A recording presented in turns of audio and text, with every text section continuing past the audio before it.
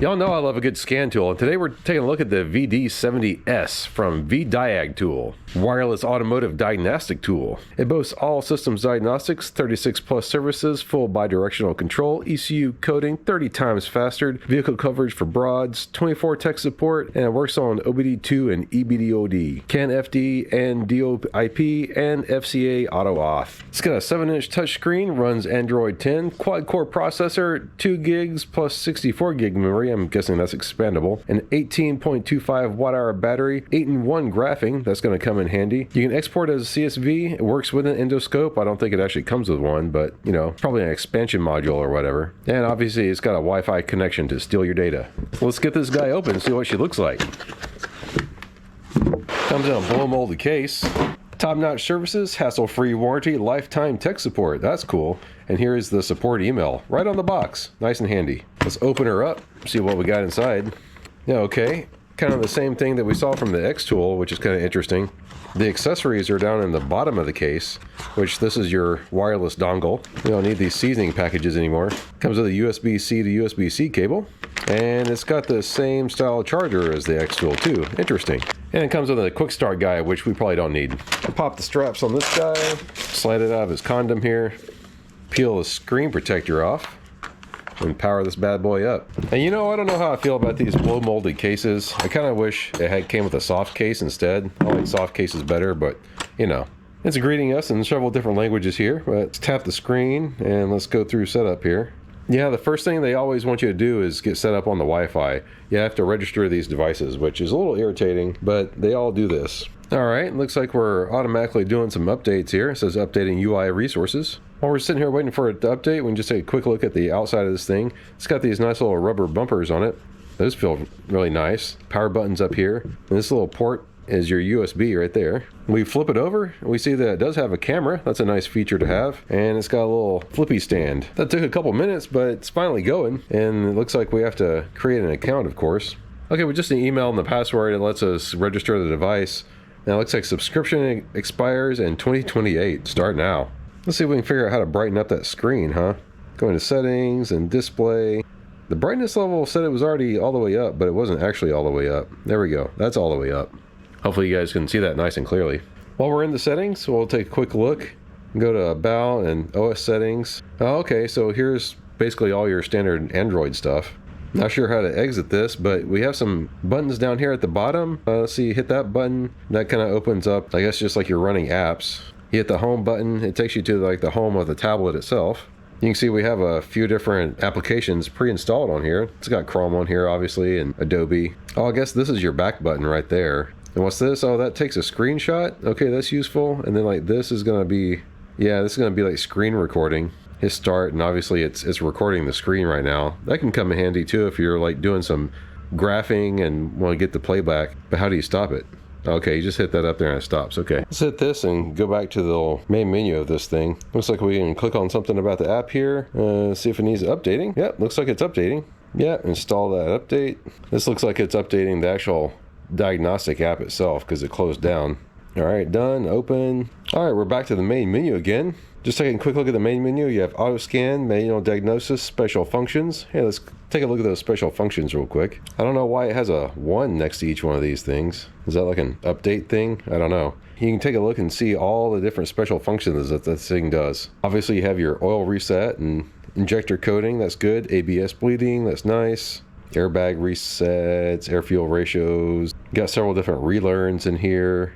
Yeah, lots of good stuff. Let's see what's in the more menu here. Here you can set up your user profile and your workshop profile, subscription services. You got a user's manual. This is where you would use your endoscope. I'm guessing it plugs into the USB up here. VCI management? I don't know what that is. Oh, okay, so VCI is just your vehicle connection interface. Like this one has a little wireless dongle here, but I'm guessing if you have some sort of special vehicle specific tool, you can plug it in here. Let's take a look at the updates. Now we probably don't need all the different updates that are in here, but just to make things easy, I'm just going to go ahead and click update all. It's kind of nice. It shows your network speed up here and it gives you a progress of everything that's downloading. So we'll just let this thing run for a little while and get everything downloaded.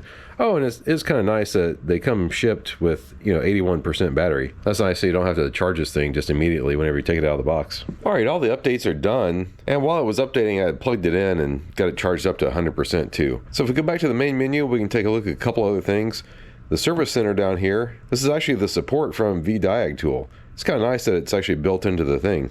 And of course, that's going to require the Wi-Fi. Oh, but not only do they have a support email, but they have a phone number too. That's actually kind of nice. Oh, they have a training center? Let's take a look and see what they have in here. That's opening a browser and it's going to this URL here. No thanks, we don't want to sign up for anything. The UI in the browser is a little sluggish here. I don't know if it's my Wi-Fi, but it seems like the UI itself is. But no, that's cool. They have some videos in here on how to use their tools. Yeah, that BT500, I reviewed that guy. That was pretty awesome. But we really don't need this stuff, so I'm going to go ahead and close the browser out. Oh, that's cool. If you swipe down over here, you actually get kind of a typical Android menu. We don't really need to save that recording, so just delete that. But and of course, you can adjust the brightness by swiping down at the up top too. And the little gear sends you into settings nice and easy from there. Up here in the corner, you got your battery indicator and you got your VCI, which I figured out is they're talking about this guy right here since it's Bluetooth connection. And yeah, that's kind of it for right now. Let's get this thing hooked up and actually test that out on a vehicle. Oh, and I also noticed that there's a USB port on the Bluetooth dongle here. So I guess you can use this to actually use it in a wired configuration maybe, or maybe that's for updates on this guy. I don't know, but it's nice to have. All right, so I'm in my Land Rover here and I like to use this to test out scan tools because it has a lot of different modules in it and it tends to trip up some scan tools. So we're gonna give her a go with the Vdiagtool here. And as you can see, the little prop on the back lets it sit up nice on the steering wheel for us. I'm just going to go ahead and hit auto scan and we'll see what happens. Hopefully you guys can see the screen okay here. I'm going to go ahead and click OK. We'll do the automatic scan. Going through and it looks like it's finding all the modules here. We'll know in a minute if it actually does or not. All right, let's see if we can scroll through here. Yep. Scroll through just fine, and it did find all the modules. We can click here to see the DTC report. It's going to save it for us. Not exactly sure what mode it went into here, like as it saved it, but let's see what else we have in here. Oh, that's interesting. I don't think I noticed that anywhere before, but if you hit these little dots up here, you get to submit like a feedback, like a ticket or something. That's kind of interesting.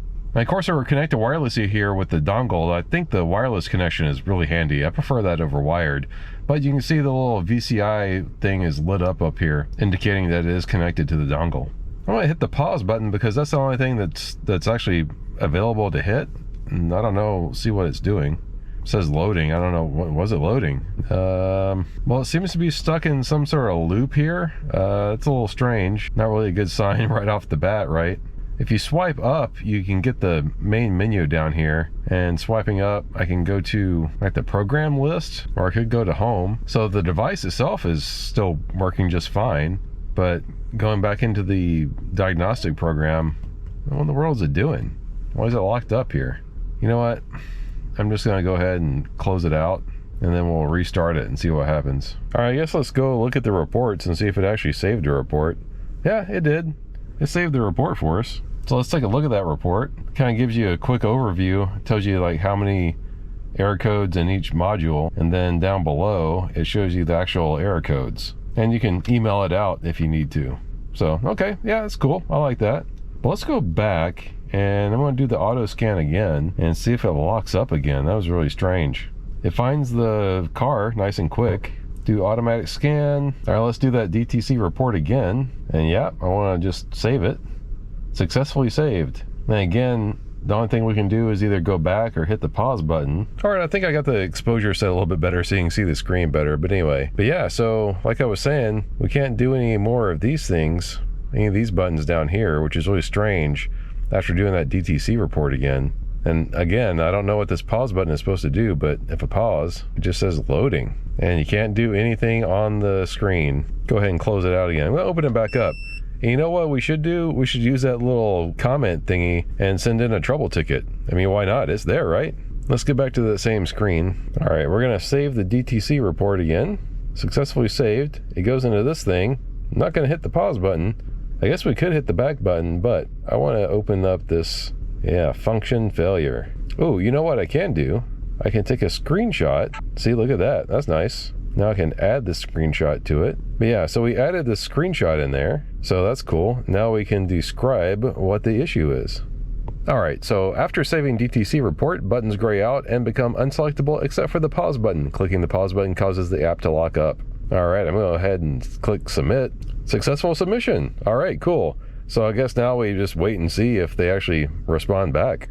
Stay tuned for that follow-up. But anyway, not going to hit anything else in here. Well, actually, I don't know. Maybe I could click diagnostic over here, right? So let me click that. Whenever you click on diagnostic, it brings up this other menu that lets you read the ECU information. I'm guessing that's more like the module information. You read the DTC again.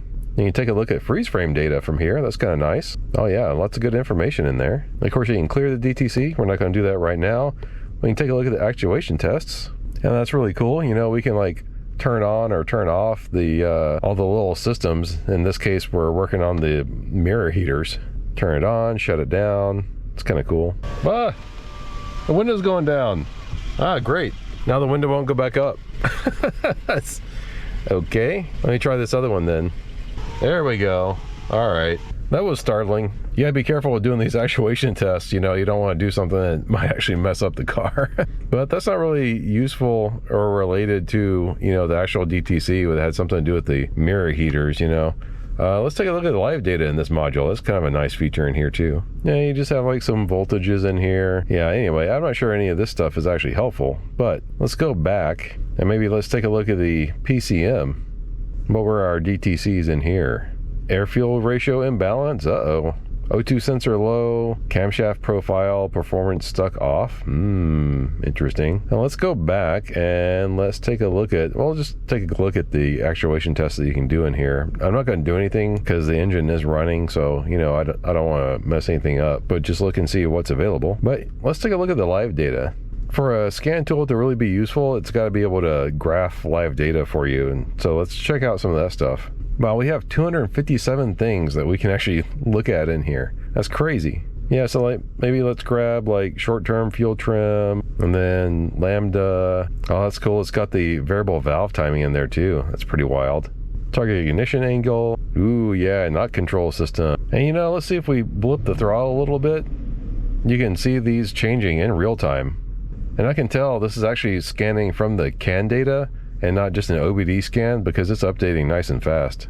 Where's RPM? I figured like RPM would be like right up at the top so you can just always grab that, you know? Ooh, what's this? Can we search up here? Yeah, we can search. RPM. Engine speed, RPM. There we go. So that's a really nice feature. You can search and like whenever you find it in the list there, you just click it and it automatically adds it to your selection. So it says we have 4 things selected. We should be able to select up to 8 things, but I think I'm just going to take a look at 4 first. So let's maybe click custom here. Let's try what display all. So, oh, display all just takes you back to the menu. Let's click on custom and click on chart. Oh, it gives you some options on chart. We have list, column, graph, and 2D graph. Like, let's take a look at list, see what that is. Oh, we're already on list. Never mind. Take a look at column. Oh, okay, that's kind of interesting. Go back to chart and go to graph. Okay, so this gives us individual graphs and we kind of have to scroll through this. It looks like we can move these up and down or... Oh no, you can set your min and max values. Oh, that's really nice. That's a handy feature. But if you look, the scales also automatically adjust too. Let's take a look at 2D graph. Okay, so 2D graph I think is kind of cool because it puts everything together on like one graph. Yeah, that's kind of cool. All right. You can definitely see everything going there. And you also hit record. And oh, and it's putting everything out to a CSV file. Oh, that's really cool. So you could do some proper data logging with this thing. I like that a lot. Let's go ahead and click save. Very nice. Let me preview this. Let's see what it looks like. Oh, not only did it save it as a CSV, so you know you can load it in a computer and look at it that way, and you can play it from here. That's kind of neat. Oh, and after saving it, you can look at it in this graph, or you can look at it in this style of graph. Kind of cool. That is a neat feature. I like that. Yeah, very cool. I like it. Let's go back and see if there's anything else that we can see. Yeah, we'll exit the scan. Let's go to system selection, and here we can go into each individual module and look at the things for that module itself. Right, let's take a look at the ABS. Go to actuation tests in here. And of course, we can read the live data in here also. That's funny. We can see body roll. Shaking the car around, we can actually see the body roll. That's pretty funny. Let's go to the special functions though. Let's see what's in here. We can configure new modules. That's good if we had to replace any of these things, like, you know, replacing the ABS. Yeah, we're going to cancel out of that. We don't actually need to do that right now. Special applications. This routine triggers a process where the module will carry out a self-test routine. Huh? Okay. Well, I don't want to do that right now, so I'm just going to click cancel. Vehicle reset, huh? I wonder what that does. This application will reset the vehicle's modules on both CAN buses. Interesting. Okay. I'm not doing that right now either. In the setup and configuration, we can do like the oil reset and like brake system. Oh, let's take a look at brake system. Ooh, yeah, it's got the brake bleed in there. That's nice and handy. Steering angle calibration, all that's good stuff. And obviously oil reset. Yeah, wow, cool. All good stuff. I'm pretty impressed with this thing so far. Well, this thing passed the Land Rover test, so let's go try it out on a car that can kind of throw some scan tools for a loop. All right, we're in the Fiata now, and the Fiata is kind of a mix of both a Fiat and a Mazda. So sometimes scan tools have a problem with it. We're gonna find out how the Vdiag does with it. Go ahead and click auto scan. It's taking a while. Interesting. Well, it's not a Ford or a Mazda. Well, let's click on Mazda though and see what happens. Test equipment cannot communicate with the car. Yeah, no kidding. So it failed the auto scan. Let's see if we can select it manually. I'm gonna select Fiat. Let's do automatic detection now that we're in Fiat. Okay, so we select Fiat first and then go into automatic detection. It looks like it found it. Why didn't find it from the main screen? You know, I don't know. Let's do an automatic scan. Looks like it found everything, and you know, the dash kind of lit up a little bit. And yeah, of course, this thing has, you know, no issues at all. But let's go into diagnostic just so we can look at some stuff in here. Take a look at activation tests. It's cool, you can activate the multi-air solenoids. That's what these guys are. Activate the ignition coils. These are all good stuff to have. And your fuel pump relay and your injector. Yeah, okay. That's all useful stuff. Let's go back and look at the live data. So we have a lot less things to look at in here than the Land Rover. That kind of stands to reason. I only have 112 variables to look at. But let's do a search and see some things. Engine speed. Yeah, we'll select that. Can we look at knock? Okay, we have the knock sensor voltages. That's interesting. Okay, I'll select that for right now, but I'm gonna look at something else also. Oh, we have our multi-air activation mode. Oh, that's kind of interesting. Boost pressure, and then you have map, actual boost pressure, and that's kind of interesting. It's in kilopascals. I wonder if there's somewhere you can change that to something else. Did you see trim in here? Field trim? Seriously? Is field trim not in here at all? Go back and look again. Drain? I mean, we do have some O2 stuff in here, but no fuel trims. Interesting. Well, whatever. Let's look at this graph that we have right now. I mean, it is kind of cool that we can see our knock sensor voltage and also our spark advance. You could use that while data logging and make sure everything's working right. So, you know, let's take a look at the 2D graph on there. Yeah, I mean, that's about what we would expect. I'm gonna go back. Okay, I'm gonna go into system selection. Maybe we'll see something different if we actually go in here. No, it's all the same stuff. Yeah, still no short-term or long-term fuel trim. Interesting. But we can take a look at some other modules in here. You know, this car is actually a base model. It doesn't have like some of the stuff that's showing up here, like the blind spot monitoring, and it's a manual transmission, so obviously it doesn't have a TCM, but you know, the stuff's in here. Take a look at the ABS. Oh, that's funny. The ABS light starts blinking whenever you go into the module. You know what I do see missing though is actuator tests. Well, there are actuator tests for the PCM, which is good. We already looked at that actually. But in the ABS, there's no actuator tests. Let's take a look at the steering. Yeah, no actuator test for the steering either. Well, this thing seems to be maybe a little bit limited for the Fiata here. I don't know. Well, there you go. That's the Vdiag VD70S. It looks to be a pretty capable scan tool with maybe just a couple of hiccups there. If you want to get one for yourself, I'll leave a link for it down in the description below. But hey, thanks for watching, and give us a thumbs up. It really helps the channel out. Subscribe if you're not already. There's going to be a lot more reviews coming in the future. Well, bye. Thanks for watching, and see you guys next time.